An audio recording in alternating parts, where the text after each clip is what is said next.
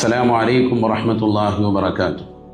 പ്രിയമുള്ള സഹോദരങ്ങളെ, സത്യവിശ്വാസികളെ, മഹദിയാകുന്ന ബീവി ഖദീജ റളിയല്ലാഹു അൻഹയുടെ ഓർമ്മ ദിനമാണിത്. മഹദിയോളെ കുറിച്ച് കൂടുതലായി സത്യവിശ്വാസികൾക്ക് പറഞ്ഞു തരേണ്ട ആവശ്യമില്ല. കാരണം മഹാനബി ജിബ്രീൽ അലൈഹിസ്സലാം നബി സല്ലല്ലാഹു അലൈഹി വസല്ലമ തങ്ങളുടെ ചാരത്ത് വന്നുകൊണ്ട് സലാം പറഞ്ഞ് അള്ളാഹുവിന്റെ സലാം പ്രത്യേകമായി തങ്ങളുടെ പ്രിയപ്പെട്ട പത്നിയാകുന്ന ഖദീജ ബീവിക്ക് കൂടി അറിയിക്കണമെന്ന് പ്രത്യേകമായി പറയുകയും അള്ളാഹുവിൽ നിന്നുള്ള സലാം ജീവിച്ചിരിക്കുന്ന കാലയളവിൽ തന്നെ പ്രവാചകർ മുഖേന ലഭിക്കുകയും ചെയ്തിട്ടുള്ളതാകുന്ന ഉന്നത ശ്രേണിയിൽ വിരാജിച്ച സ്വർഗീയ സ്ത്രീകളിൽ ഏറ്റവും ഉത്തമയാകുന്ന വനിതയാണ് ബീവി ഖദീജ റളിയല്ലാഹു അൻഹ. നബിതങ്ങൾ ഒന്നിച്ച് 25 വർഷക്കാലം നബിതങ്ങളോട് എല്ലാവിധ ആദരവും ബഹുമാനവും വെച്ച് പുലർത്തിക്കൊണ്ട് ജീവിച്ചു. ഖുർആൻ പറയുന്നുണ്ട്, വവജദക ആയിലൻ ഫഅഗ്ന. തങ്ങൾ ദരിദ്രനായിരുന്നു, തങ്ങളെ ഐശ്വര്യവാനാക്കിയത് മഹദിയാകുന്ന ബീവി ഖദീജ റളിയല്ലാഹു അൻഹയിലൂടെ, അവരുടെ സമ്പത്തിലൂടെ അള്ളാഹുവാണ്. മഹദി അവരുടെ സമ്പത്ത് അത്രമേൽ നബി സല്ലല്ലാഹു അലൈഹി വസല്ലമ തങ്ങൾക്ക് ഉപകരിച്ചിട്ടുണ്ട്, ഈ ദീനിന് ഉപകരിച്ചിട്ടുണ്ട് എന്നുള്ളത് ഖുർആൻ തന്നെ